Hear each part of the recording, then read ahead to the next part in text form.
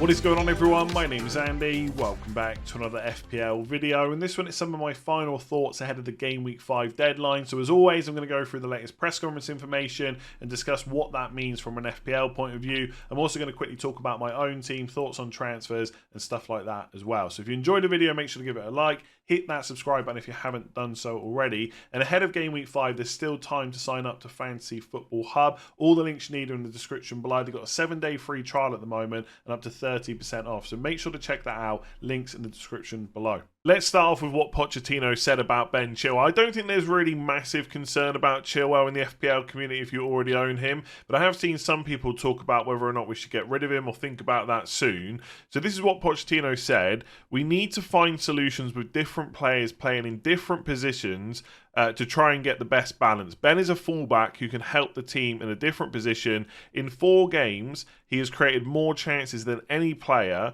In the national team last week, Ben played in a similar position. So that kind of tells us that Pochettino is quite happy with Chilwell playing left wing. And so if you own him with fixtures like Bournemouth away, Villa at home, Fulham away and Burnley away to come, I can't really think of any reason why you consider getting rid of him. Even if you don't rate the Chelsea defence that highly, which would be fair enough, by the way, the fact that he's listed as a defender, I've said this before, and playing left wing, that is kind of an FPL dream. I just don't see how we can even think about getting rid of him. And even if he does move from that left wing position, he's surely still going to play, but as a left back instead. I mean, I guess maybe long term there are some worries that Pochettino doesn't trust him as a left back, but I don't think that's going to be the case. I think it's more that he doesn't necessarily trust the players who are wingers that would usually play left wing, and therefore he's playing Chilwell there instead. So I think that's quite a positive thing from an FPL point of view. If you own him, there's no need to sell him. I guess the question is, could you still buy him? I think if you're willing to hold him up until Game Week 9,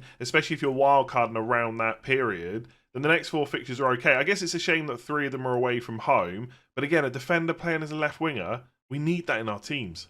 So a few people have been waiting for a Sven Botman update. Obviously, the cheapest way into the Newcastle defence. They've got a bit of a fixture swing from Game Week 5 onwards, and he was flagged over the international break. So this is what a journalist said to Eddie Howe in the press conference today. Sven Botman wasn't available at Brighton. Will he be back this week? And Eddie Howe said, possibly, yeah. He's trained this week, so fingers crossed for Sven. We'll see how he feels today.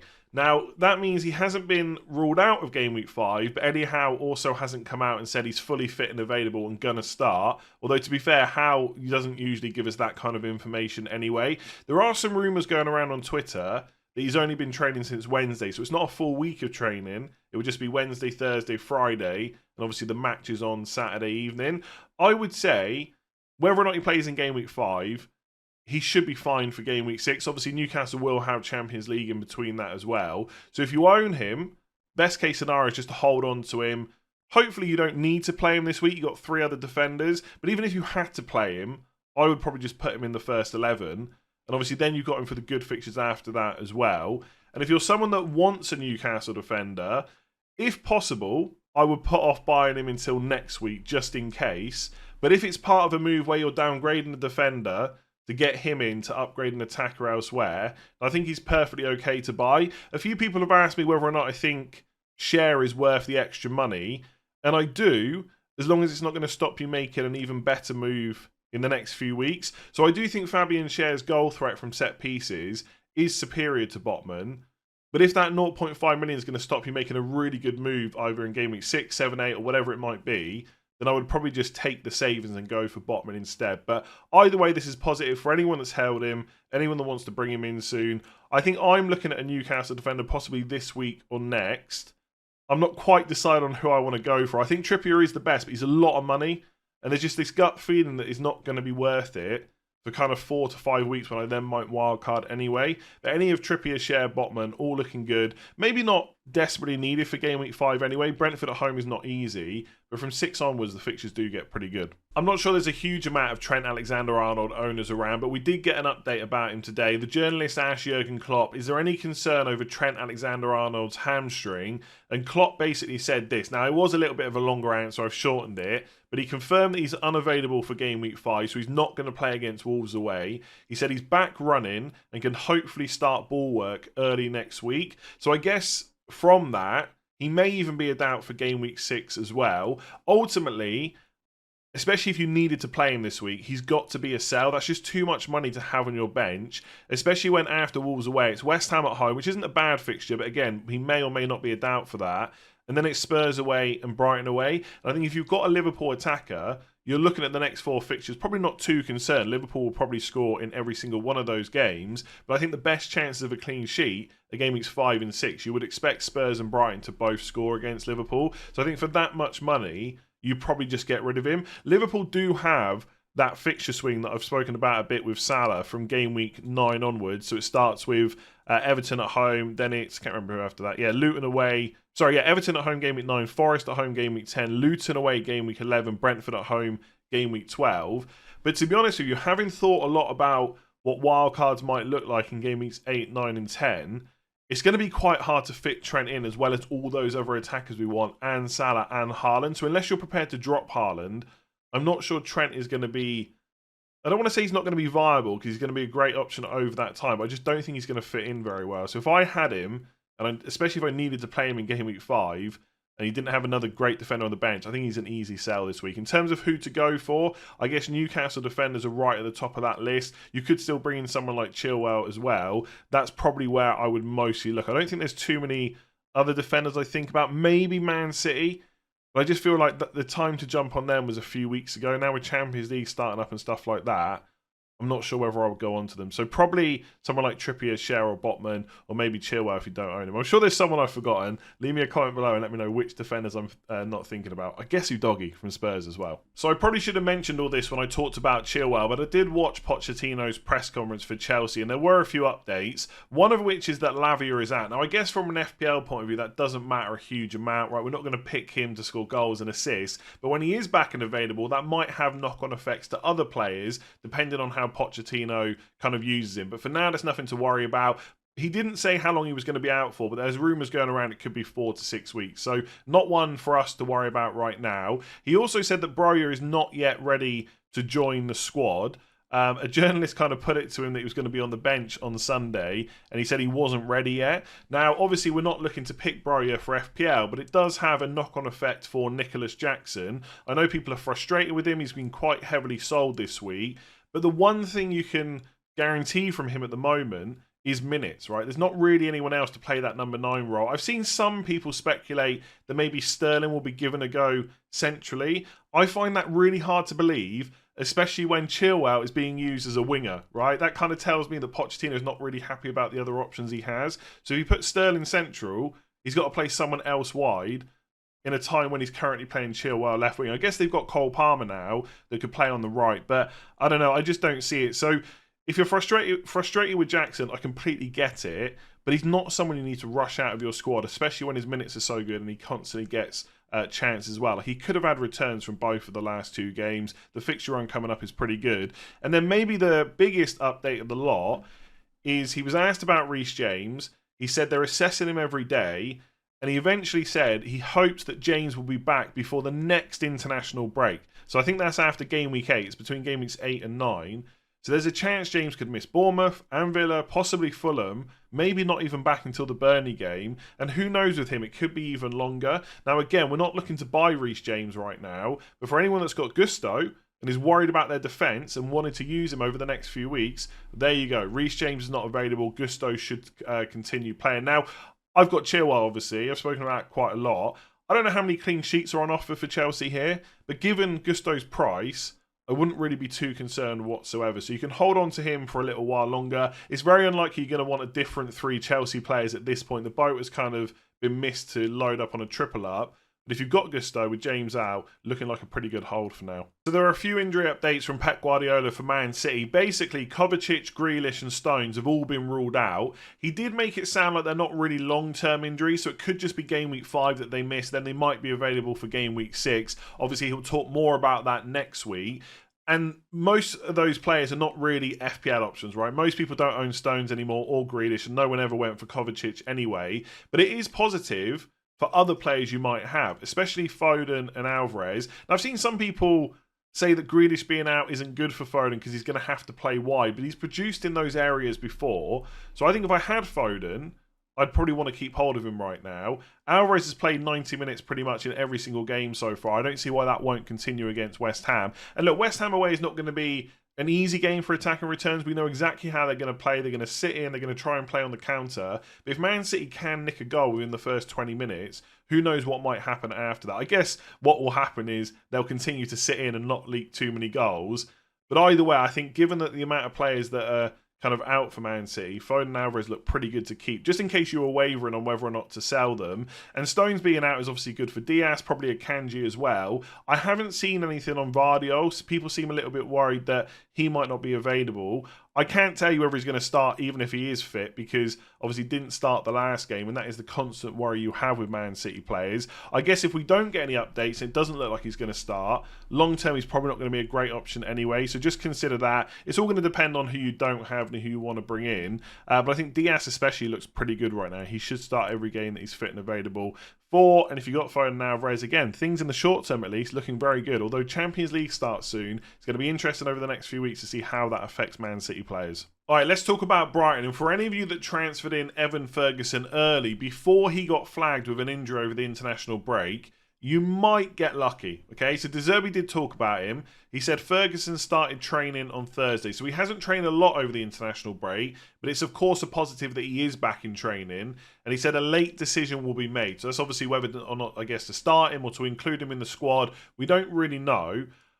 Will he start or won't he? Well, the other problem you've got is Welbeck should be fit. And I know people will say, you know, Ferguson scored a hat-trick. How can he be dropped? Ferguson has been managed the whole time under De Zerbi, both last season and this season. He didn't start the first couple of games.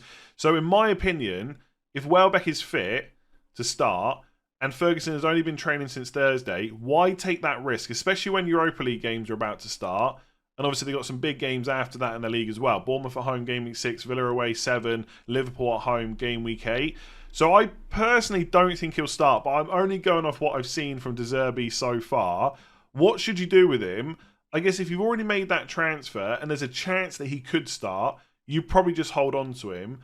For anyone that hasn't bought him yet, I would ignore him, right? There's no guarantee he starts against Man United, and after that he could continue to be managed. It might be that there's a pattern that develops where Welbeck plays Europa League, Ferguson plays Premier League, in which case he could be great for FPL. But if we still see that rotation too much, it's just not going to be worth it. So, yeah, you might have got unlucky with Ferguson there. But I guess at the same time, don't make early transfers unless you absolutely need to. It's not like he's super expensive, but look, it is what it is. I've made plenty of early transfers before. You just got to hope you get lucky. In this case, you may have done, but probably not, in my opinion. He also said that Ansu Fati will make his debut. He didn't say whether he's going to start or not. I'd be very surprised if he does start. But whether or not he plays from the beginning or he comes off the bench, it's going to be really interesting to see where De Zerbi uses him. Because obviously that will have a knock-on effect in what other players' minutes will then become. Does he play on the left instead of Matoma? Does that mean at some point Matoma could be rested? We'll have to wait and see. I don't really know where he's going to play, to be honest. The only reason that I think he could play across anywhere in that in that attack is because it's De Zerbi. I just think that guy will play anyone, anywhere if needed.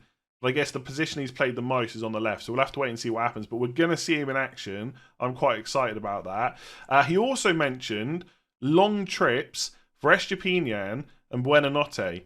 Now, Estepinian for me is a player that could be benched this week. Lots of people have got good defenders: Newcastle, Arsenal, Man City, Spurs, Chilwell, Gusto, etc. So it's probably not a huge issue for people. But I guess the question is, what if you want to play Estepinian this week? And now De Zerbi has mentioned that he's had to travel quite a long way, right? Now, there was a time last season where he went all the way to Australia and came back. And he played both games in a double game week. He is a bit of a machine, so I wouldn't be massively concerned.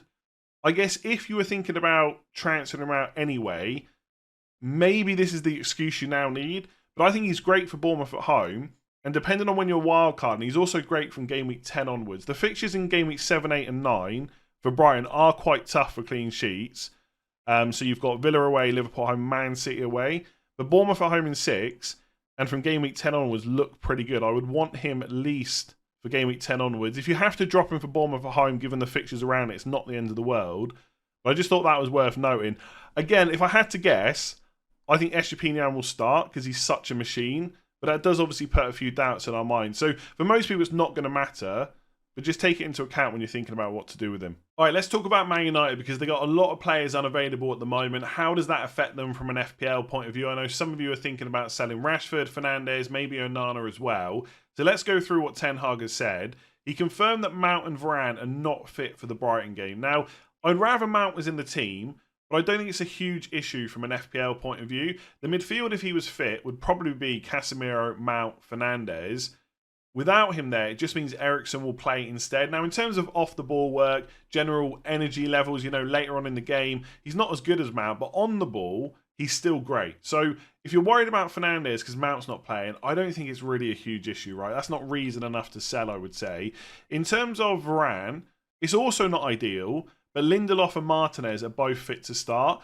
And in recent times, both this season and the end of last season, when Lindelof had to cover for Varane, he actually played pretty well. So I'm not too concerned about that. And obviously Martinez is first choice left centre-back anyway. Wan-Bissaka will probably continue playing right-back. It's really that left-back spot that's a problem. Luke Shaw is out. Dallow's been playing there. It's not ideal to have a right-back playing left-back. But again, I don't think the Varane injury would be enough for me to say, well, I've got to get rid of Onana. Like, Brighton are probably going to score whether Varane or Lindelof plays, even if Luke Shaw was playing, right? They're a great attacking team. It's the fixtures afterwards that get better for Man United. So I mentioned this on a video, I think transfer tips. If you've got Onana and you've got a spare transfer, you want to get rid of him, fair enough, do it. But it's got to be a pretty low priority move, I would say. And unless you're going to spend more money, there's not a huge amount of goalkeepers you'd want to bring in this week anyway. So I think Onana's probably okay to hold on to. The attack is a little bit more interesting. Antony and Sancho are both not going to play for different reasons. Antony is obviously first choice right wing. You would have assumed, if there weren't these ongoing issues, that Sancho might have stepped in there. Who is going to play? Now, Fernandes has played right wing before. I don't necessarily think that's going to happen here, and I'll come on to that in a minute. But from an FPL point of view, I don't think it matters. I think either way, Fernandes is playing number 10 or he's playing on the right. And I think his FPL appeal is good in both of those positions. So I'm not really concerned about that. The reason I don't think he'll play right wing is because Mount's not available to step in the number 10. And there was no update on Amrabat. So we don't even know if he's fit and available to play. So I think Fernandes is going to have to play more centrally. Pellistri could go in there. That would probably be best case scenario. That's kind of his position. Højlund's obviously going to come in as the number 9 as well. I mean, Ten Hag didn't say that, but if he's fit and available, I just don't see why he doesn't start. And also, by the way, I think that helps Rashford and Fernandes. So that's also a positive. I guess the worst case scenario would be if Rashford played on the right, because he's not as good there. Like, Garnacho could play in that position and Rashford could just stay on the left. And you might say, well, Rashford's one of your best players, keep him in his best position. But he's also much more experienced. So it could be that he plays Garnacho left and Rashford on the right. Ultimately, I can't tell you exactly what's going to happen, but these updates have not really worried me enough to sell Rashford or Fernandes. If you're on the fence or you really want Son or whatever it might be, then absolutely go ahead and sell them. It's not like Man United players are essential, but I look at those, I think they'll score against Brighton. I think Burnley away is a good fixture. Then you've got back-to-back home games. I just don't see a rush to get rid of either of them. At the beginning of the season, if I was going to sell one, it would have been Fernandes. Now I think I've kind of switched on that. If I was going to sell one of them, it would probably be Rashford, because Fernandes has played really well. Stats are looking good. He's on penalties and he's cheaper. But I think you can make a case to keep both. It's just who's going to play in that right position. If Amrabat was fit, then you might even see like Casemiro, Amrabat, Eriksen, and Fernandes on the right. But I just don't see that happening. So I think Fernandes will be fine either way. It's just whether Rashford gets put over there. Hopefully, it'll just be Pellistri. He probably deserves a chance, and this is probably the best time to do it. And I just generally think Højlund coming in is going to help that Man United attack in general. So if you want to sell them, which I know a lot of people do, obviously go ahead and do it. You need to be happy with your FPL team. None of these updates have really changed my mind just yet. Let's see what happens by the time we get to the deadline tomorrow. These are the joys of making FPL content. As soon as I'd finished recording this whole final thoughts video, I logged onto Twitter and I saw that there was now an update about Amrabat after just saying that I hadn't seen one. I don't think it really changes anything I've just said, so I don't want to re-record that whole section. Ultimately, it probably does mean that Fernandes is not going to play on the right. I think he has to play centrally. But Ten Hag spoke to MUTV. This was on the Man United website. It said Amrabat arrived from Fiorentina at the end of the transfer window, but after not signing in time to face Arsenal, he was forced to withdraw from the Morocco squad due to a minor injury. It means the midfielder is also out of our game with Brighton and Hove Albion on Saturday, but Ten Hag expects the 27-year-old to be fit again soon with big dates on the horizon, blah, blah, blah. Ten Hag said, Amrabat, he came back unfortunately with the injury, so he will not be available for tomorrow. That's obviously Saturday, Brighton game, but I think on the short notice soon, yes, I'm sure we will all get joy from them. So it doesn't sound like he's going to be out long term. Ultimately, by the way, I think this is another big positive for Man United, both defensively and going forward. I think he's going to help in the build-up, but also is like a bit of a destroyer as well, so should help that back four and Onana. But obviously until he's playing, we don't know that for sure. But either way, I don't think this affects us too much from an FPL point of view. I do think it will be Casemiro, Eriksen, Fernandes, and Ten Hag will find someone else for the right. Hopefully not Rashford. And if that's the case, both Rashford and Fernandes should hopefully still be pretty good holds. So a few of you have been asking me whether or not we need to be worried about Saka. Is he injured or not? And the good news is he seems to be okay. So this is what Arteta said about him. He's fine. He trained normally today. There's nothing to report. Every player has pain or issues, but there is nothing to worry about. Now, if you don't know how this all started, as far as I know, this came from one journalist over the international break who said that Saka has a recurring Achilles problem. Now, that obviously sounds really bad when you say it, but that isn't just from this season. It goes back to last season. So at some point, maybe that is something that Arsenal and Saka will have to deal with. But it's obviously not affecting him from playing games because he starts every single match and has done for a very long time. So from an FPL point of view, I'm not really worried whatsoever. Yes, Champions League is starting soon. There's an increased risk of rotation or minutes being managed for kind of every player that's playing in Europe. But Saka is one of those that we can always rely on. He always starts. He's on penalties. Yes, his attacking numbers aren't necessarily always as good as some other players, but the fact he's always on the pitch and always gets decent minutes is obviously a massive plus. And the fixtures Arsenal have got coming up, Everton away, Spurs at home, Bournemouth away, just don't seem like fixtures you want to drop him for. I know some people are reeling off the stats that Arsenal away to Everton never goes that well. They don't score a huge amount of goals. Sometimes they've lost and stuff like that. I don't tend to really worry about stats like that. Ultimately, I'm looking at it. Arsenal, great attack. Everton, really bad defence. Saka, good option in FPL. It's that simple for me. It might be that he goes and blanks to Everton away, but I'd still be much happier about making the decision to hold on to him. And this injury is not really a problem whatsoever. So if you wanted to hold Saka, happy days. If you wanted an excuse to sell him, I'm sorry it's not there. And look, if you really want Son, no issues with going to him whatsoever. But I just think with the fixtures over the next 3 weeks, given that Saka's also on penalties, I just don't see why you'd be looking for reasons to sell him, to be honest. But that's just my opinion. You're perfectly, obviously, what was I going to say then?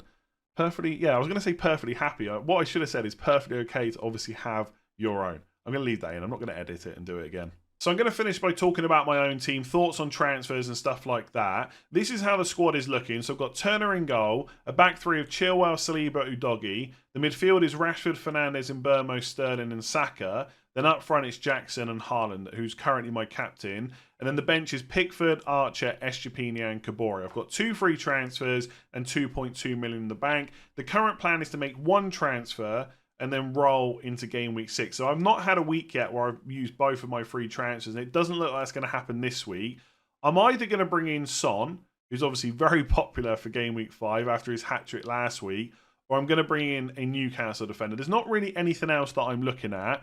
I know some people would want me to get rid of Pickford, but if Matt Turner plays against Burnley at home, I'm more than happy with that. And then Pickford's got Brentford away, Luton at home, Bournemouth at home. So I feel like I don't need to worry about my goalkeepers until game week 9 onwards. And at that point, I might be getting close to a wild card anyway. It just doesn't feel like a high priority transfer for me. So Son or a Newcastle defender in is probably what I'm going to do, unless there's any last minute injury news or I get a genius idea to do something else. If I bring in Son with that 2.2 million in the bank, I don't have quite enough money to go from Mbeumo anyway, but Fernandes and Mbeumo, Saka going nowhere. The fixtures are pretty good. They're all nailed on. They're all on penalties. I don't really want to go to Son from any of them. So that leaves Rashford or Sterling. Now, if you gave me the team sheet for Man United against Brighton right now, and Rashford was playing on the right, which I don't think is going to happen, but I guess it is a slight possibility, I'd probably sell him to Son, because I do think he's just not as good in that role. It's not where he wants to play. But I don't think the chance of that happening is that high. And if Rashford against Brighton can get close or even match Son against Sheffield United, which isn't as impossible as it might sound when you say it out loud, then he has Burnley away and Palace at home. And even if you think Son against high lines is great, which he is, of course, Arsenal away and Liverpool at home on paper are definitely tougher. Everyone can agree with that, than Burnley away and Crystal Palace at home. So it's one of those that, and this probably applies to anyone thinking about getting Son, like if you can just get away with it this week when the damage isn't too high, I think the next couple of weeks look a lot better.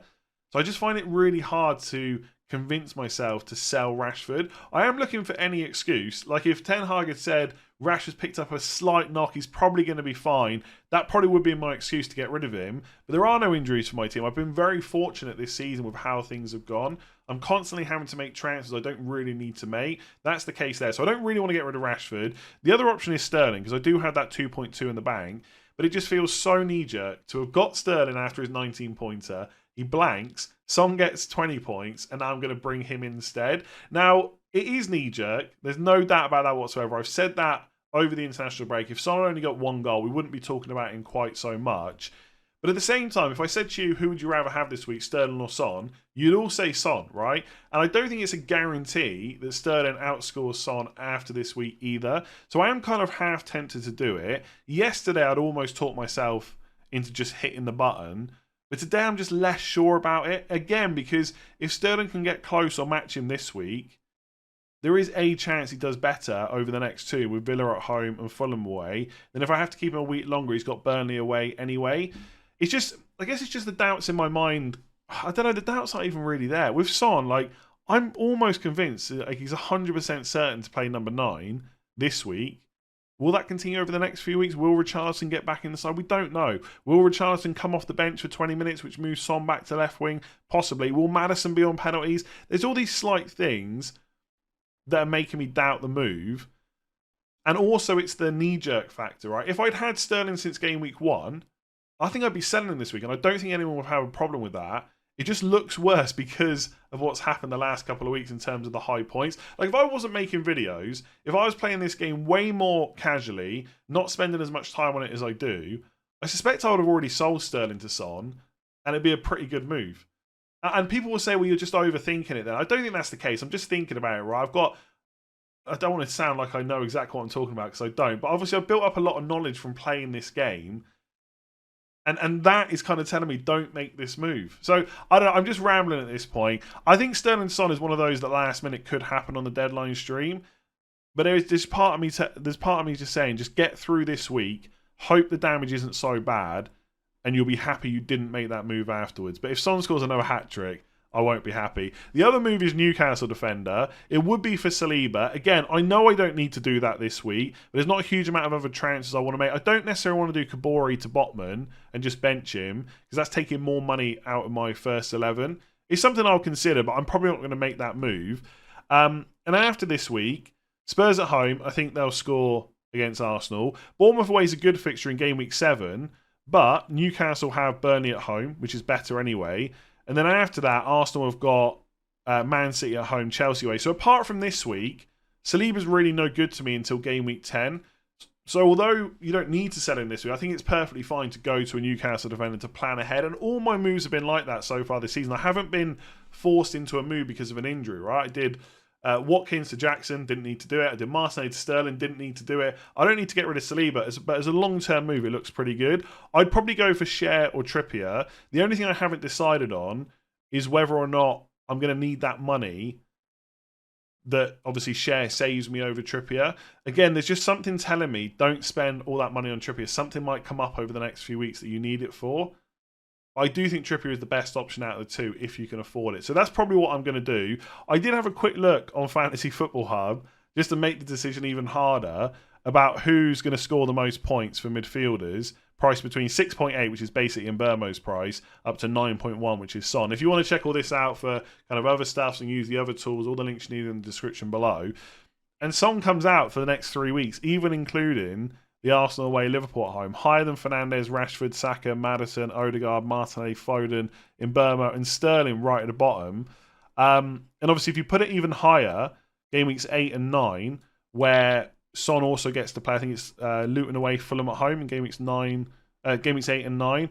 Like he's even further ahead then of kind of Fernandes and Rashford. So Hub have got it as Son, the best midfielder at that price point over the next kind of 3 to 5 weeks. And so that I've clicked off the wrong thing. That comes back, this is where I was supposed to click. That comes back to that point I was making just a minute ago, that the only reason I'm not doing Sterling to Son really is because I've just brought him in. Had I had him for 3 or 4 weeks, I'd be more than happy to sell him. So maybe I should be telling myself, yeah, it's not a standard situation in FPL. You wouldn't usually do that. But given that everything else is going so well and the team looks good and I've got 2 free transfers, maybe I do it. I don't know. Let me know what you think in the comments below. Is Sterling to Son fine? Is it too knee-jerk? What about the Saliba to Newcastle transfer? Is there something better I can do? I don't want to do Pickford, so don't even mention that. Is there something better I could do instead? I just think the team looks pretty good. I don't know. I'm going to stop rambling. Thank you very much for listening and watching. If you enjoyed that video, give it a like. Hit that subscribe button. I'll be back for the deadline stream on Saturday morning. I don't know what time I'm going to start that because I've been pretty ill this week. You probably hear it in my voice. I don't know if I can go for 2 hours talking, so I might start at like 9:30 or something like that, go for an hour and a half. But either way, there'll be a deadline stream tomorrow. If you've been listening on podcasts and enjoying it, make sure to rate 5 stars and leave a review. That's much appreciated. And if you haven't already checked out Fantasy Football Hub, all links you need are in the description below.